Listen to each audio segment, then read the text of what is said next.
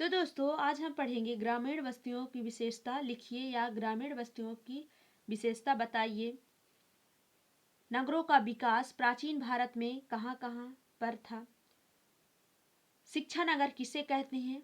ये सारे प्रश्न के बारे में हम आज डिस्कस करने वाले हैं। तो दोस्तों आप सभी का स्वागत है मेरे भाग्यवती यूट्यूब चैनल में। आज हम पढ़ेंगे कक्षा 12वीं, विषय भूगोल है, अध्याय 14 है मानव बस्तियां। आज का प्रश्न है, पहला प्रश्न है, मानव बस्ती किसे कहते हैं। जो मानव बस्ती है किसे कहते हैं। जिस भूखंड पर मनुष्य अपने लिए आवास बनाकर रहने लगता है उस भाग को मानव बस्ती कहते हैं, उस भूखंड को मानव बस्ती कहते हैं। दोस्तों जहां पर मनुष्य क्या करता है, आवास यानी घर बनाकर रहने लगता है, उस भाग को मानव बस्ती कहते हैं। दूसरा प्रश्न है, सीढ़ीदार बस्ती प्रतिरूप कहाँ पाया जाता है। सीढ़ीदार बस्ती प्रतिरूप पहाड़ों पर पाए जाते हैं। वहां समतल स्थान खोजकर बस्ती का निर्माण किया जाता है। ये जो सीढ़ीदार बस्ती होती है दोस्तों, इसका प्रतिरूप पहाड़ी क्षेत्र में पाया जाता है और समतल स्थान खोजकर बस्तियों का निर्माण किया जाता है। तीसरा प्रश्न है, प्रशासनिक नगरों का विकास कहाँ होता है।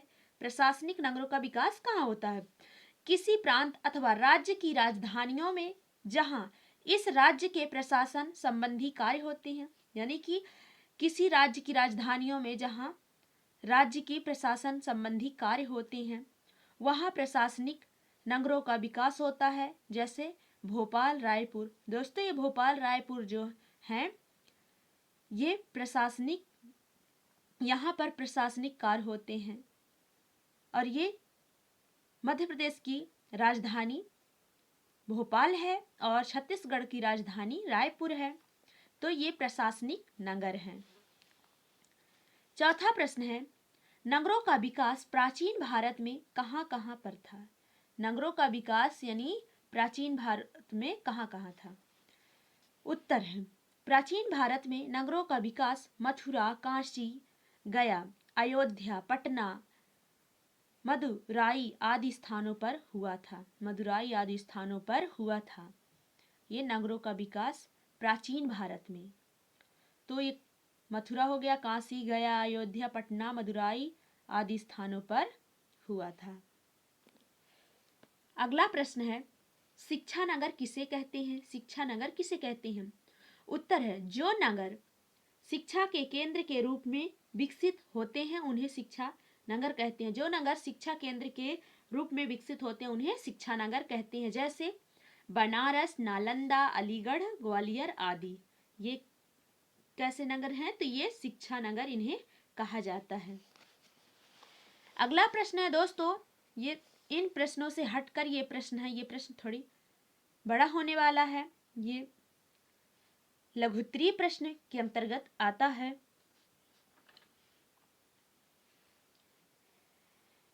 ग्रामीण बस्तियों की विशेषताएं लिखिए। ग्रामीण बस्तियों की विशेषताएं निम्नलिखित हैं, यह इस प्रकार है।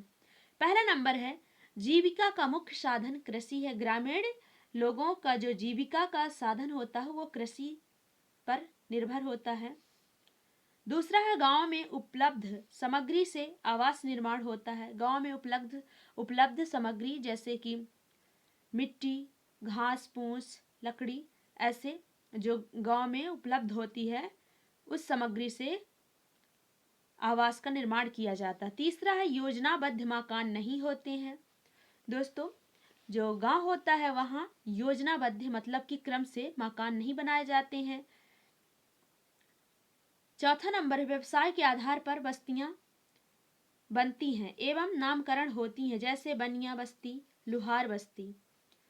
दोस्तों चौथा नंबर है, व्यवसाय के आधार पर बस्तियां बनाई जाती हैं। जैसे बनिया बस्ती, लुहार बस्ती या कुम्हार बस्ती, गोंड बस्ती, ऐसे इनका नामकरण किया जाता है, या हम कहें तो मोहल्ला। पांचवा नंबर है, सहकारिता एवं सहयोग की भावना अधिक रहती है। जो ग्रामीण बस्ती होती हैं वहाँ सहकारिता और सहयोग की भावना अधिक रहती है, एक दूसरे के प्रति दया उदारता की भावना रहती है। तो दोस्तों कैसा लगा वीडियो, कमेंट के माध्यम से अपना फीडबैक जरूर बताएं। धन्यवाद।